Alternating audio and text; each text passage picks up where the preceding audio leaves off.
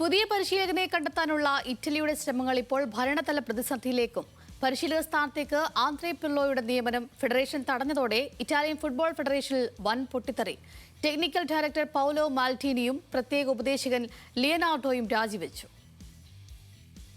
ആദ്യം Carlo Ancelotti, പിന്നെ Pep ഗോഡിയാള, ഒടുവിൽ Andrey Pirlo.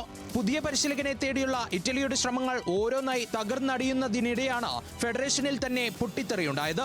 Technical director Paulo മാൽദിനിയും പ്രത്യേക ഉപദേശകൻ ലിയനാർഡോയും സ്ഥാനമൊഴിഞ്ഞു. ദേശീയ ടീമിനൊപ്പം എത്തി ഒരു മാസം തികയും മുൻപാണ് ഇതിഹാസ താരമായ മാൽദിനിയും കളമൊഴിഞ്ഞത്. ദേശീയ ടീമിന്റെ പരിശീലകനായി ആന്ത്രേ പിർലോയെ നിയമിക്കണമെന്ന ശുപാർശ ഫെഡറേഷൻ തള്ളിയതോടെയാണ് രാജി.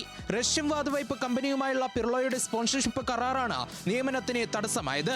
യുക്രൈൻ യുദ്ധത്തിന്റെ പശ്ചാത്തലത്തിൽ റഷ്യൻ കമ്പനിയുമായി ബന്ധമുള്ള ഒരാളെ ദേശീയ ടീമിന്റെ പരിശീലകനാക്കുന്നത് വലിയ വിവാദത്തിന് വഴിവെച്ചിരുന്നു.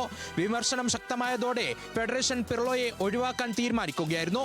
ഇതിന് പിന്നാലെയാണ് പ്രതിഷേധ സൂചകമായി മാൽദിനിയും ലിയനാർഡോയും ചുമതല ഒഴിഞ്ഞത്.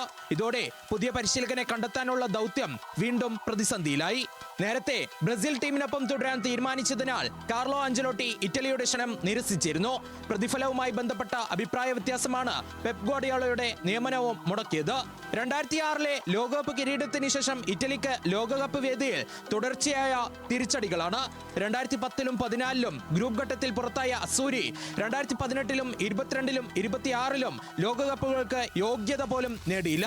2020 യൂറോ കപ്പ് കിരീടം മാത്രമാണ് ഈ കാലയളവിലെ ഏക വലിയ നേട്ടം. 2030 ലോകകപ്പിനെ ലക്ഷ്യമിട്ട് ടീമിനെ പുനർനിർമ്മിക്കാനുള്ള ശ്രമങ്ങൾക്കിടെയാണ് പരിശീലക നിയമനവും ഇപ്പോൾ ഭരണതലത്തിലെ പ്രതിസന്ധിയിലേക്കും വഴിമാറിയിരിക്കുന്നത്.